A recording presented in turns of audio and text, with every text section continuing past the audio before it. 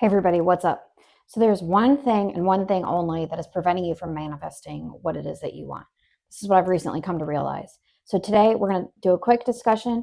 I'm going to do a card pull and at the end a Reiki session to help you with this one thing. So if you want to skip the card pulling, of course I will put timestamps down below. You can just get right into the Reiki session. I'm also planning on doing a meditation for this specific one thing. Okay, so as you know, I talk about how we make things way more complicated than they need to be, right? So, something that I have realized is the only thing that is keeping you from manifesting is your belief that you can't have what it is that you want. Okay? It comes down to limiting beliefs. That is it. That is the only block. We can go on and talk about shadow work and all this healing and stuff that needs to be done. But at the end of the day, it all comes down to limiting beliefs. How do I get rid of my limiting beliefs? Well, for me, this has come organically throughout my spiritual awakening process. Okay, so meditating every day, even if it's just 10 minutes, consistency is really the key there. And things have just been brought to my attention. I don't do shadow work. I don't do, journaling really. I don't go digging and looking for my limiting beliefs. I don't do any of that. That's really a waste of your time and it's pulling you further off of the path that you want to be on. The only thing you need to focus on is how can I convince myself? How can I make myself believe that what I want is actually possible? And once you go down that path, that's when alignment comes in. That's when you get divine timing. That's when you get divine assistance. It all really gets the ball rolling. Okay. So all this spiritual awakening process is when you boil it down, it is unearthing, it is digging out, not digging out, but it is removing, it is cleansing, purifying all of these limiting beliefs that we have all adopted as our own and we believe to be true because it's just something that has been told to us over and over and over again since we were children.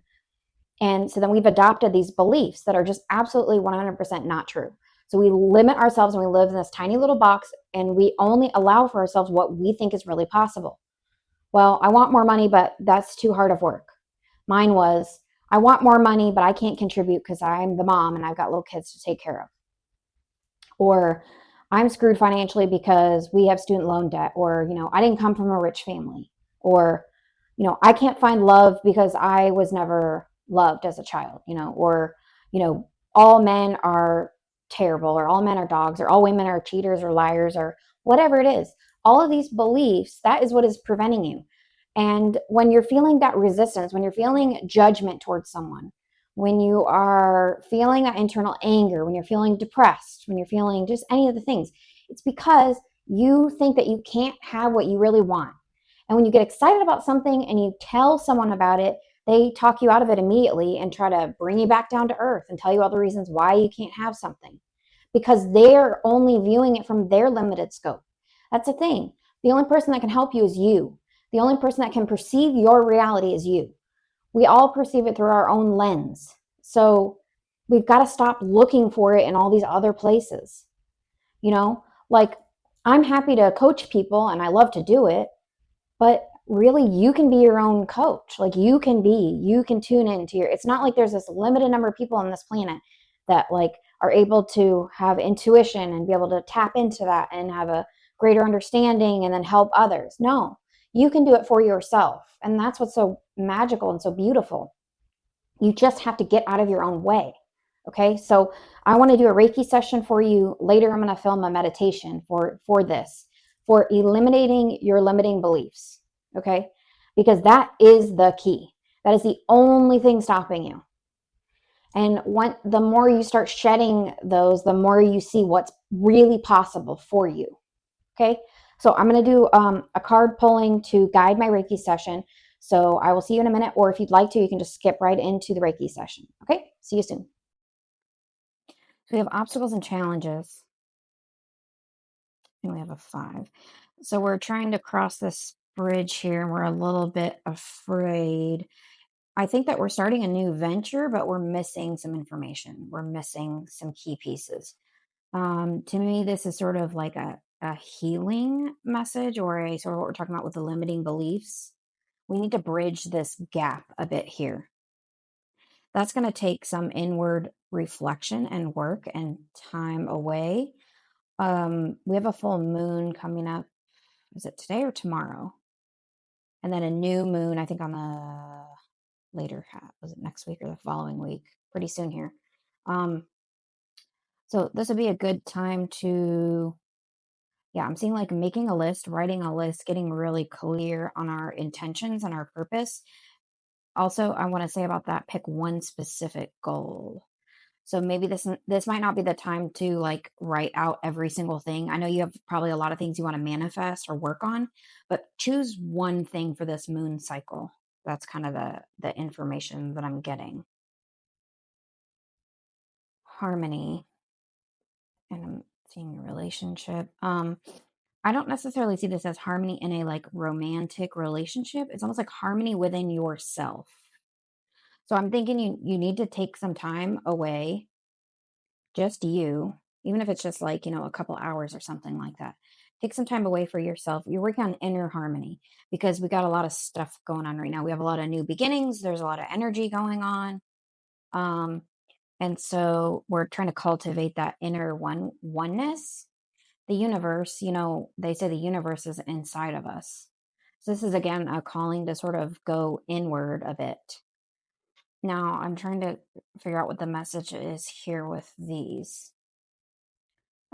This is reminding me of like it's like a funeral procession. I think it's like the death of something else, a death of an old identity, the beginning of a new one. Yeah, that's where we're getting the harmony. That's where we're getting take this opportunity seriously to work to go inward and to work on yourself. Not that you have to like shut everybody out of your life, but I'm just talking about even a small bit of your time that you could go inward, do some journaling, that kind of thing, getting clear and choosing one specific thing. It doesn't mean you can't manifest multiple things, but there's going to be one goal or one thing that you need to work on that particularly stands out for this cycle. You can get to the other ones later, but there's one that's going to pop out more and take precedence. Um, got like the 10 of Swords here. Yeah. Okay. It's sort of like an ending of an inner conflict. Yeah, it's about embracing who you really are. It's about being your authentic self. It's about closing an old door to open a new one and being confident in that new you. It's like I get this feeling like in your mind, things are going to be less complicated. Things are going to be calming down, quieting down, especially if you do this work that I'm talking about.